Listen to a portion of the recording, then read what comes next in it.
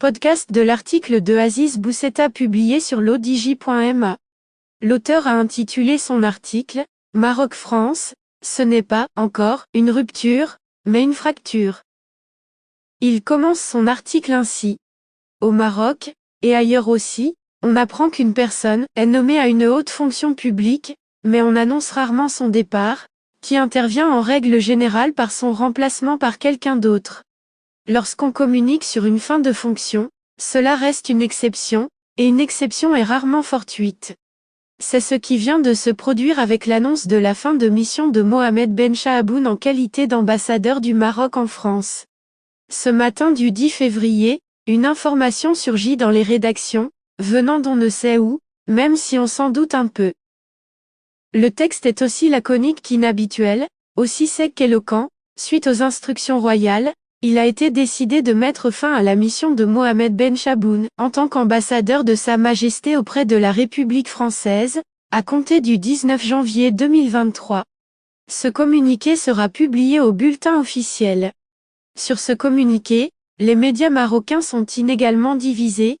Les uns, nombreux, estiment que ce texte est la subtile mais explicite manifestation d'une colère marocaine, royale, et un autre considère que cette interprétation est mauvaise et qu'il ne s'agit, selon des sources, que d'une procédure normale. L'auteur poursuit son article ainsi. La procédure est sans doute normale et ordinaire, pour mettre fin à la mission d'un ambassadeur, de surcroît désigné à une autre fonction, mais bien d'autres choses ne sont pas normales. 1. Un ambassadeur est nommé sur proposition du ministre des Affaires étrangères et du chef du gouvernement, mais la fin de mission de M. Ben Chahaboun est décidée sur seule instruction royale. Pour rappel, quand Mohamed Boussaïd avait été limogé en 2018, le communiqué du cabinet royal précisait que cette décision avait été prise après consultation du chef du gouvernement. 2. Le timing. L'annonce est faite 3 semaines après l'effectivité de la décision, mais 2 jours après le rappel de l'ambassadeur algérien en France. Comment, et pourquoi, ne pas faire le lien, connaissant la triangulaire, Rabat-Paris-Alger, ou le ménage à 3, comme le dit si élégamment l'ancien ambassadeur de France en Algérie Xavier Driancourt. 3. Pourquoi insister sur la publication au bulletin officiel? La procédure, selon plusieurs anciens diplomates, est inédite, voire unique. 4. Le choix du 19 janvier. Monsieur Ben Chahaboun est nommé à une autre éminente fonction le 18 octobre 2022. Pourquoi? Pour annoncer sa fin de mission, avoir attendu 3 mois et choisi précisément la date correspondant au vote du Parlement européen, où le parti de Monsieur Macron était directement à la manœuvre, et qui a mis en émoi le Parlement marocain, séance groupée des 2 chambres, déclaration solennelle et courroucée du dit Parlement, réévaluation des relations.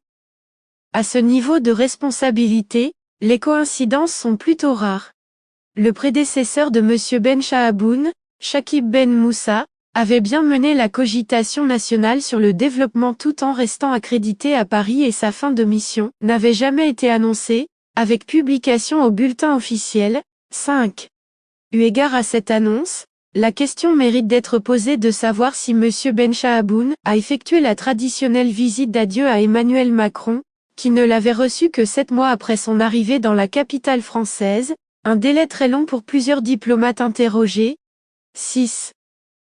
Enfin, avec la publication de ce communiqué au bulletin officiel, le Maroc invente, encore une fois, une nouvelle gradation dans les usages diplomatiques. Outre la rupture de relations, la réduction du niveau de représentation ou le rappel de l'ambassadeur pour consultation, le Maroc avait inauguré un nouveau degré avec la suspension de toute relation avec une représentation diplomatique sur son sol, 2016 avec l'UE, Allemagne en 2021. Aujourd'hui, avec l'annonce officielle et visible d'une fin de mission, Rabat brandit un instrument diplomatique inédit. Non, décidément, cette annonce n'est pas normale. Elle a donc une signification. L'auteur précise sa pensée ainsi. Le Maroc officiel n'a pas pour habitude de faire de tels communiqués sans en peser tous les mots, surtout en période de tension avec un allié historique et stratégique, comme la France. Comment ne pas s'interroger sur cet ensemble de faits et nier qu'on en attend des effets? De la France principalement, pays concerné où le Maroc n'est plus représenté, situation qui peut durer longtemps, connaissant les manières de procéder du palais royal. La France, pour sa part, a bien envoyé un ambassadeur à Rabat, mais malgré les louables efforts de ce dernier, pour se rendre visible et audible, les choses paraissent stagner pour lui et cela risque de ne pas changer tant que l'Élysée, puisque c'est lui qui a la main, n'aura pas clarifié les choses, dans l'une ou l'autre des deux directions suivantes. 1.